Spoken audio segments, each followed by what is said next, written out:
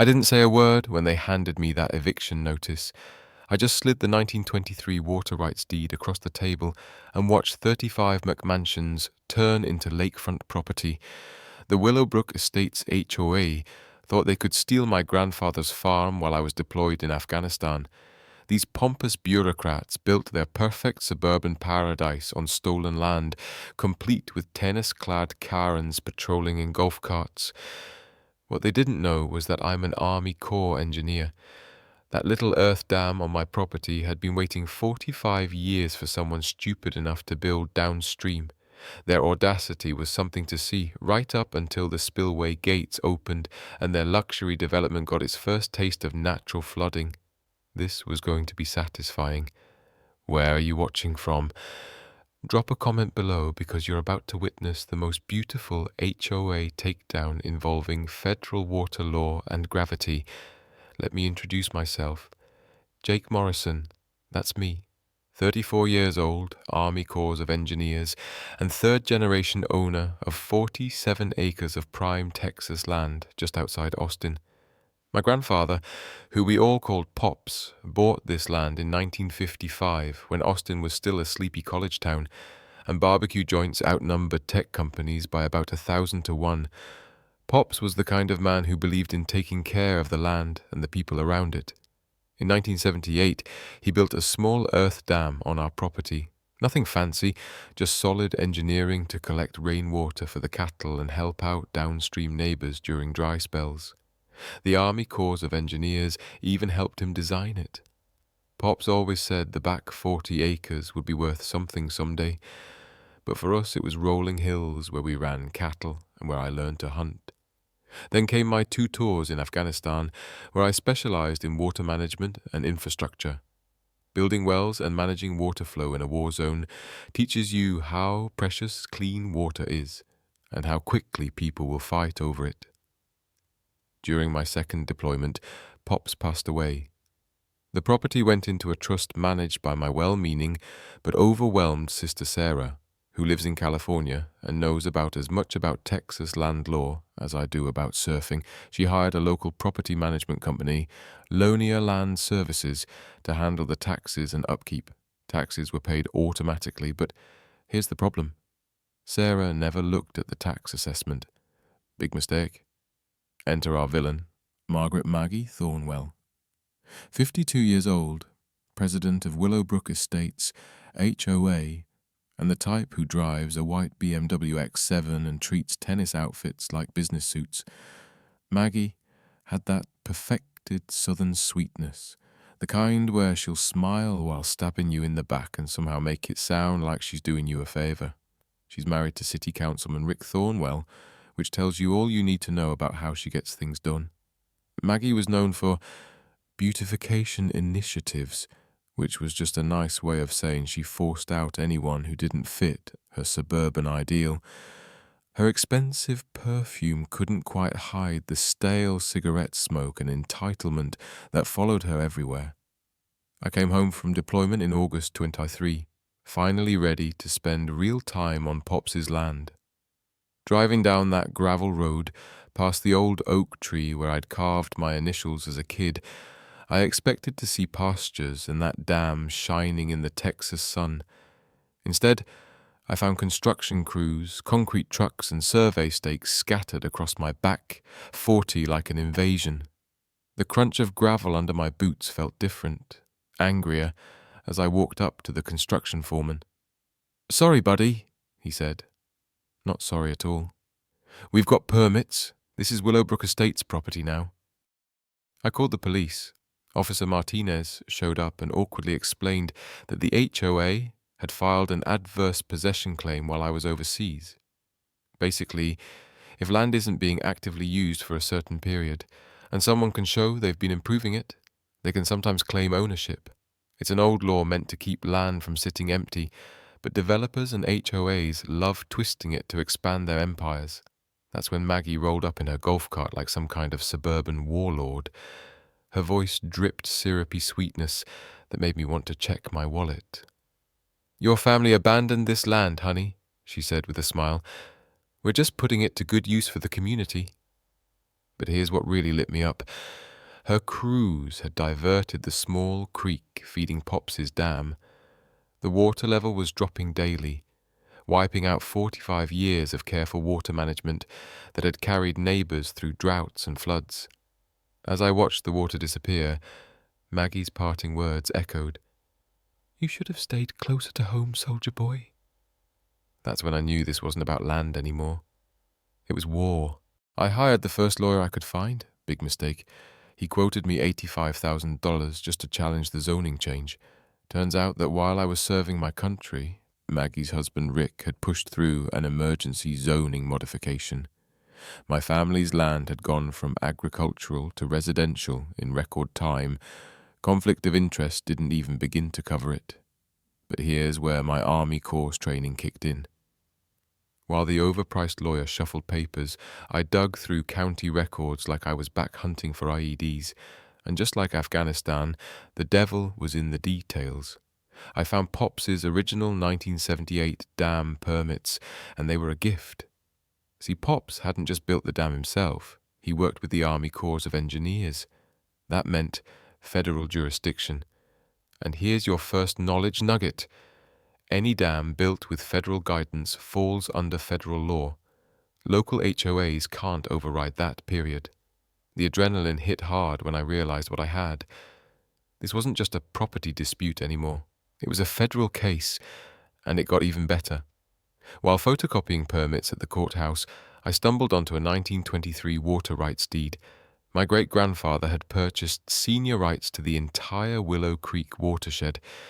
These rights were older than the city, older than the county water system, older than every one of those McMansions. They weren't just stealing my land, they were stealing my water. Meanwhile, Maggie was busy playing the victim. She held an emergency HOA meeting about the dangerous dam and tipped off a local news crew. I saw her on TV standing in front of her perfect lawn, talking about children's safety and neighborhood security. "We're just concerned for our kids," she said, dabbing her eyes. "That dam looks ready to burst, and families live right downstream." Local news loves a good story, but they don't always fact-check. If they had, they'd have seen my dam had passed its inspection with flying colors. But Maggie wasn't finished. She posted on Nextdoor, every HOA president's favorite place to flex authority. She warned about aggressive property disputes and unstable individuals. She never named me, but in a community that small, she didn't have to. The smell of diesel exhaust and cedar pollen hung in the hot August air as I watched crews work double shifts. They were racing to finish houses before I could stop them. Every night I counted new foundations. Every night Pops's dam dropped another inch. That's when I called my old army buddy, Tony Riggs, who now works for the EPA Enforcement Division. In 20 minutes, Tony taught me more about environmental law than that lawyer ever could. "Jake," Tony said, "if they're diverting a natural waterway without permits, that's a Clean Water Act violation. And if your dam has federal jurisdiction..." He didn't even need to finish. I started documenting everything. Trail cameras, time-stamped photos, flow measurements at multiple creek points. My sister Sarah begged me to just take the money and walk away. But this wasn't about money. It was about the crunch of construction boots on my land, about Maggie's heels clicking through courthouse marble, about bitter courthouse coffee fueling long nights of research that uncovered corruption at every level. But most of all, it was about that dam. Pops built it to help neighbors through droughts. For 45 years it sustained families. Maggie's crews were turning it into a decorative pond for McMansions. Here's the thing about Texas water rights. They're older than oil rights, older than mineral rights, and nearly impossible to steal if you know how to fight. Watching concrete trucks roll past my kitchen window, I realized this wasn't going to be one in court with lawyers. This was going to be one with engineering. Maggie escalated. She launched a neighborhood safety patrol. 3 HOA board members in matching polos parked at my property entrance like a checkpoint. They photographed visitors, wrote down license plates, and filed reports with the sheriff. Textbook harassment. loud music complaints during my farm work, citations for unsightly structures, even though my farmhouse had stood since 1962, reports about my septic system that had passed inspection just 6 months earlier. Then came the low blow. Rick used his city council seat to order a wellness check through veteran services. Suddenly, I was a troubled veteran, struggling to readjust. The social worker was kind but thorough, checking boxes while Maggie watched from her golf cart like she was supervising. That was just the beginning. Building inspector, fire marshal, health department, animal control, all showed up the same day, each one finding some violation. The building inspector, one of Rick's drinking buddies, said my porch needed $8,000 in work. I recognized the squeeze play instantly. It's the same tactic used in war zones. Overwhelm locals with bureaucracy until they give in. But two can play that game. While they buried me in paperwork, I made calls of my own. Tony at the EPA was very interested to learn Maggie's HOA had never filed a wetlands assessment before diverting Willow Creek. Federal clearance is mandatory for that, even on private land. Fines start at $50,000 per day. Every morning, the smell of curing concrete reminded me time was running out. But my research was paying off. I discovered their entire development sat in a 100-year floodplain. Insurance companies had refused coverage until the HOA provided a mitigation plan. Their solution? Divert Willow Creek away from their homes and flood my land instead. Here's your second knowledge nugget. Lying about flood risks to get coverage isn't just fraud. It's federal mail fraud, a crime.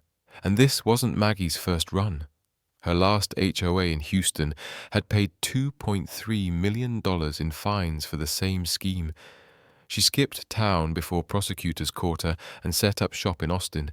Meanwhile, Maggie painted me as unstable. She hired a PI to dig into my military service, spread rumors about my mental health, and pushed a petition to condemn my property as a public nuisance. "We have children here," she told the local paper. "We can't have unstable individuals threatening safety." But while she played victim, I built alliances. Online forums connected me with others Maggie had steamrolled. Her HOA had absorbed 6 smaller properties in 3 years, each case the same. Pressure, harassment, shady zoning changes that always benefited Rick's construction company. I partnered with my neighbor, Mrs. Chen, whose family garden had died since the creek diversion, and with Miguel Santos, whose farm had been rezoned out of existence by Rick 2 years earlier. This wasn't random. It was a system. The vibration of heavy machinery through my farmhouse floorboards was my daily reminder. Each morning, concrete trucks rolled past. Each night, I documented Pops's dam, dropping lower. But I wasn't just recording. I was preparing. I installed flow meters at the dam and diversion points. I calculated the theft, 1,200 gallons a day, worth $47,000 a year in agricultural water rights. Sand between my fingers from the dried creek bed told the story better than any lawyer. This wasn't just theft, it was destruction. Then came the certified letter. The city planned to seize my land through eminent domain for public safety. The hearing was in 2 weeks. Maggie's quote in the paper made it crystal clear. Sometimes you have to protect the community from itself. That night, watching storm clouds gather, I realized they weren't just rain clouds, they were opportunity. Maggie went nuclear. Rick fast-tracked the eminent domain hearing. Suddenly, the HOA offered me $180,000 for property valued at $890,000. Take the lowball offer or lose everything. The newspaper ran a hit piece. Troubled veteran blocks community progress, complete with a photo that made my farmhouse look like a crack den. Maggie's masterstroke was the staged photo op. 20 worried mothers and children lined up near my property. A professional photographer capturing their fear while my farmhouse loomed behind. The Facebook post went viral with the hashtag #ProtectOurKids. Our children deserve safe neighborhoods, she told Channel 7, not whatever issues he brought back from war. She was right about one thing. I did bring something back from war, the ability to recognize propaganda and the skills to do something about it. Then, Tony called with the game changer. The EPA had already opened a federal investigation into Willow Creek diversions based on my complaint. And Maggie's past fine in Houston? Federal environmental crimes follow you no matter where you go. While she cried on social media, I learned her financial empire was built on fraud. Their construction loans depended on inflated property values and guaranteed water access. If those rights reverted to me, the rightful owner, the whole development would go financially underwater. The irony wasn't lost on me. They stole my water to make their land valuable, and now their greed was about to drown them. Maggie started to panic. She offered me $400,000 cash, no questions asked, with a 48-hour deadline. I refused, so she flew to California to prey on my sister Sarah with a sob story about her troubled veteran brother. That backfired fast. Sarah called me laughing. "Jake, some crazy lady in tennis clothes just offered to help with my brother. I told her if she contacts us again, I'm calling the FBI." While Maggie made enemies, I built allies. I teamed up with environmental lawyer Amanda Cross, who specialized in water rights. Together we formed a coalition with downstream farmers. Miguel Santos brought documentation showing his family had used that creek since 1887. Mrs. Chen had photos of her grandfather's garden from the 1940s, fed by the same creek now trickling through Maggie's decorative fountains. The local Audubon Society was